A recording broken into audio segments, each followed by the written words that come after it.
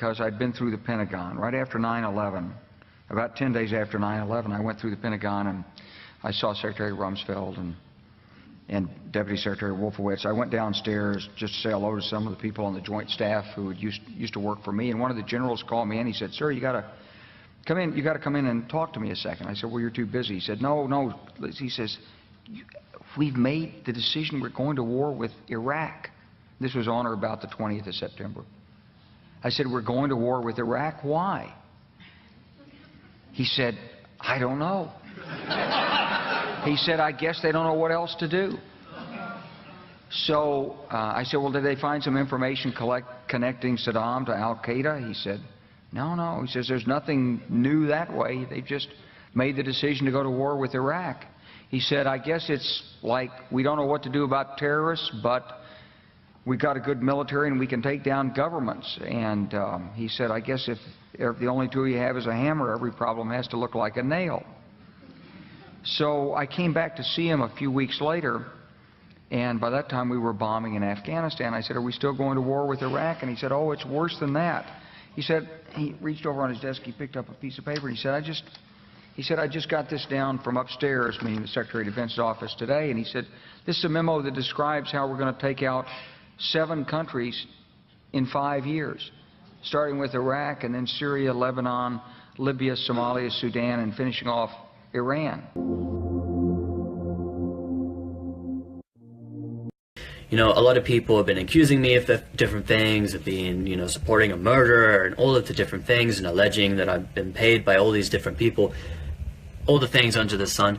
Now, there's people sharing, a lot of people sharing photos that are actually from the Gaza Strip in the bombardment, from the bombardments in 2014 and before that, and using this as evidence of Assad bombing his own people. Now, I saw one of these photos, which is on a page which is liked by millions and millions of people, and has 152,000 shares on it.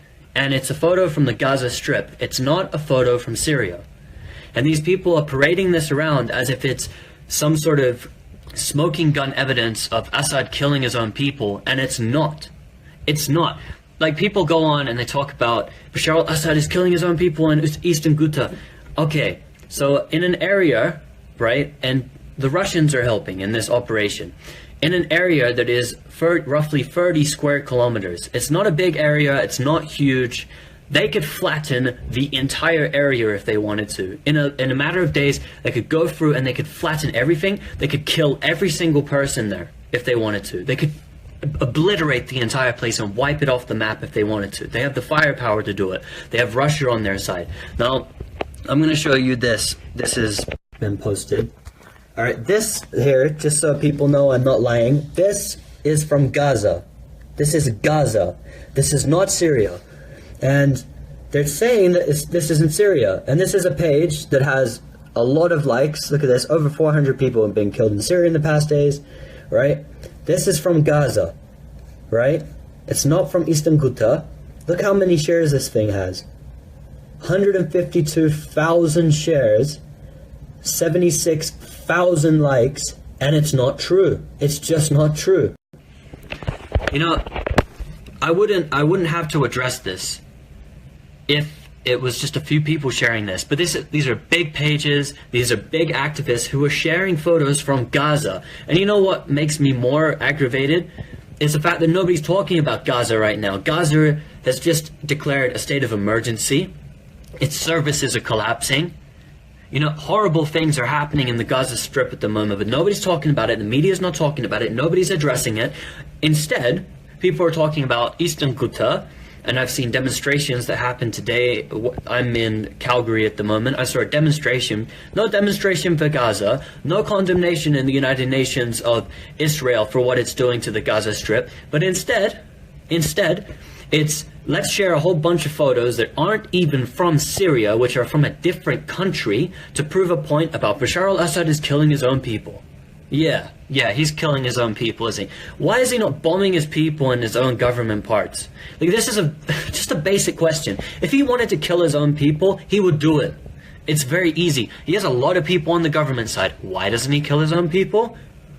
Oh, that's right. Because he's not just killing his own people just because he's a murdering psychopath like people are making him out to be. I'm not saying that the Syrian government doesn't have problems. Every government on earth has problems. Every government on the face of this planet has domestic policies which are absolutely atrocious, and they have mistreated their people. They have done things in the past which have screwed people over. But I think everyone would agree with me on this. Well, there's been plenty of support for the Syrian citizens living in eastern Ghouta via social media. Journalists and commentators sharing photos from the conflict zone. However, not all of them appear to show the actual, real picture. Azati's Caleb Moppin now reports. 2 heartbreaking photos posted with the words, "This is Syria." Except it's not actually Syria. One is from Mosul in Iraq, and the other is from the Israeli bombing of Gaza. Now, it's been raised in the comments that it's not actually Syria, but regardless, this post by some guy in Cleveland has tens of thousands of retweets. Believe in what? That Assad is an evil man? Yes. An evil guy?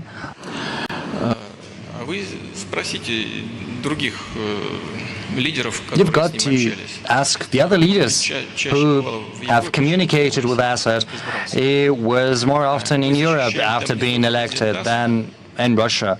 It is not President Assad whom we are protecting there. We are protecting the Syrian statehood. We don't want there in Syria to be a situation similar to that in Libya or in Somalia or in Afghanistan. In Afghanistan, NATO has been present for many years, but the situation is not changing for the better. We want to preserve the Syrian statehood. Listen to what he says here. I frankly think that crisis initiation is really tough. And it's very hard for me to see how the United States president can get us to war with Iran. He just said that. You aren't hearing things. He literally just said, crisis initiation's tough, and how's the United States president going to get to war with Iran? Because wars don't just happen. They make the war. Which leads me to conclude that if, in fact, compromise is not coming, that the traditional way of America gets to war is what would be best for U.S. interests. The traditional way that America gets to war is what's best for the interests. Now, listen to what the traditional way is that America goes to war. Some people might think that Mr. Roosevelt wanted to get us into World War II, as David mentioned. You may recall we had to wait for Pearl Harbor. False flag. Some people might think Mr. Wilson wanted to get us into World War I. You may recall he had to wait for the Lusitania episode. Also a false flag. Some people might think that Mr. Johnson wanted to send troops to Vietnam. You may recall we had to wait for the Gulf of Tonkin episode. Total false flag. We didn't go to war with Spain until the until the Maine exploded. Probably also a false flag. May I point out that Mr. Lincoln did not feel he could call out the Federal Army until Fort Sumter was attacked, which is why he ordered the commander at Fort Sumter to do exactly that thing which the South Carolinians had said would cause an attack. Also a false flag. Do you see a pattern here? So if, in fact, the Iranians aren't going to compromise, it would be best if somebody else started the war. Period. If the Iranians don't compromise, it would be best if someone started this war. Because that is how America goes to war. You literally have the douchebags who stand up there in these think tanks and say stuff like this. It's not even thinly veiled. There's not even a semantic argument that could be made here that he actually meant something else. He straight up said someone needs to start this war. The way that all of America's other wars have been started. With a false flag. You know, we're living in a time that is riddled with a lot of confusion. There are lots of questions that we have of all kinds. But on top of that, there are crises in the world. There are many of you who have family, for instance, in Syria and places like Syria all over the world that are on fire, where families aren't safe, children aren't safe, where all kinds of human disaster is happening and people are being killed. It's almost like fulfilling the word of Rasulullah sallallahu alaihi wasallam, where the killer will not know why he's killing and the killed will not know why they're being killed. And so in that kind of crisis, some people start not only questioning, why is this happening in my personal life? They start questioning, why is all this crazy stuff happening in the world? And how am I where is Allah in all of this? Can't He just fix these problems? And it's not like we're not making dua. You know, Qunutun Nazila every night in so many masajid around the world. Allahumma ansuril Islam wal Muslimin. You know, A'izz al-Islam wal Muslimin. Aid the Muslims, aid Islam.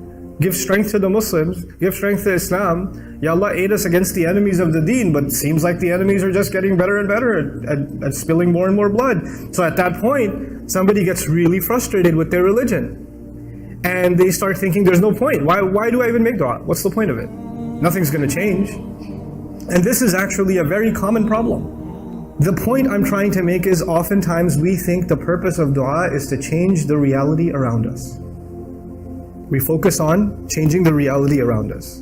But if you study the du'as in the Quran, and the majority of the du'as in the Sunnah carefully, you'll notice that the change actually you're asking for is a change in yourself. You see, what happens to, and this is actually very easy to understand in our times, we live in a hyper-consumer society. So everything comes quickly. You want to be entertained, just open up an app on your phone. You want to buy something, just order it on Amazon, it'll show up at your door. Everything's become effortless, and everything's become instantaneous. You want something, it'll come to you. You don't have to go to it, it'll come to you.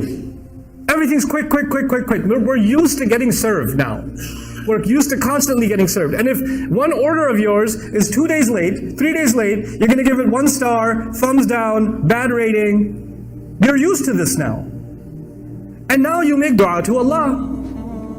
Or you expect Allah to take care of some of your problem, but you're so used to getting things done so quickly and immediately. And when it doesn't happen, we're like, this is poor service. I need better customer service. You know, I'm not going to go to Allah again and place an order. Because you're a customer now. You're entitled now. He turns his face from Allah. You know, he didn't even listen to me. He didn't even solve my problem.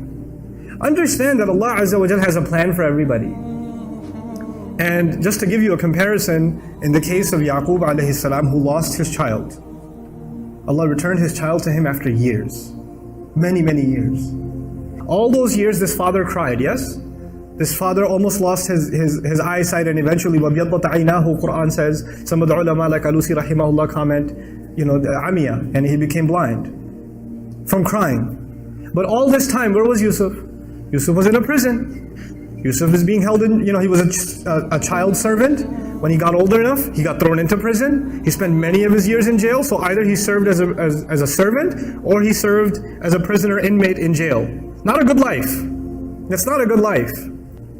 But at the end of it all, when he interprets a dream of the king, and that dream means that entire economy is going to collapse in 7 years, and people are going to die of starvation, the only one who knows how to handle that crisis was Yusuf. Had he not been in jail, he would have never helped the king. You understand this? If Yusuf was with his father the whole time, alayhi salam, that never would have happened. But now that Yusuf is there to interpret the dream and says, Inni hafidhun, I am the one who can take care of this responsibility. Make me the treasury secretary. Give me this responsibility. When he does that, and he takes care of it, what happens next? What happens next is thousands, if not hundreds of thousands of parents don't have to cry that their children died of starvation. One father cried for several years. But his tears, Allah made them a way of saving thousands of families from crying. Because if he didn't save that economy, and he didn't save that crop, the entire land would have been in drought, and people would have died of starvation, and war would have happened, all kinds of crises would have happened. Sometimes the difficulty you go through isn't just better for you. Maybe through your difficulty, you will become a sadaqah jariyah for so many others. You don't even know. You don't know. But if you're on the edge, you don't have that kind of trust in Allah. So you turn your back to Allah. انقلب على وجهه. And then Allah says, خَسِرَ الدُّنْيَا وَالْآخِرَةِ. This is what I want to leave you with. When people do that, they have lost this world and the next. What does that mean? This person lost this world and the next.